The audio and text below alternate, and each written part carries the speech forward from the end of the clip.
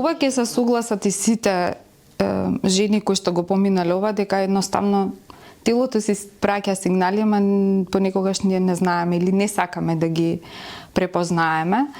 Секогаш е тука стравот што после тоа, што ако биде, повеќе е стравот од непознатото и предпоставката што следи после тоа.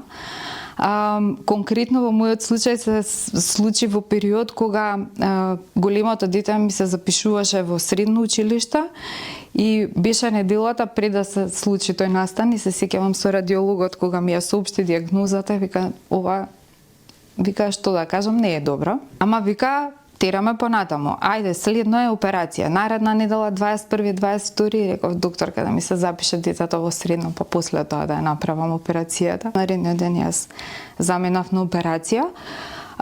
Знаете како, не е лесно, но не е смртна пресуда. И моментите на шок, сето тоа, секој од нас жените го поминува.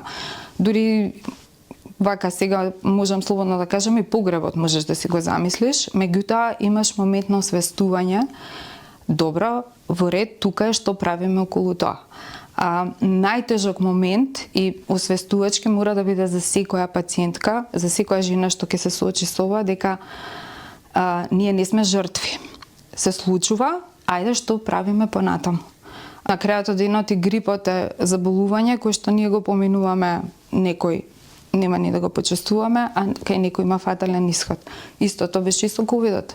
Значи, имавме голем број жртви. Мајка, лично мојата мајка почина од ковид, а некој од нас го помина тоа неусетно. Така да, многу е важна поддршката во овој период, но секогаш тргнува од нас самите. Да го освистиме тој момент и да прифатиме болеста како дел од нас, дека не е најстрашното нешто што може да ни се случи, и да имаме момент на освестување, ајде сега што понатаму.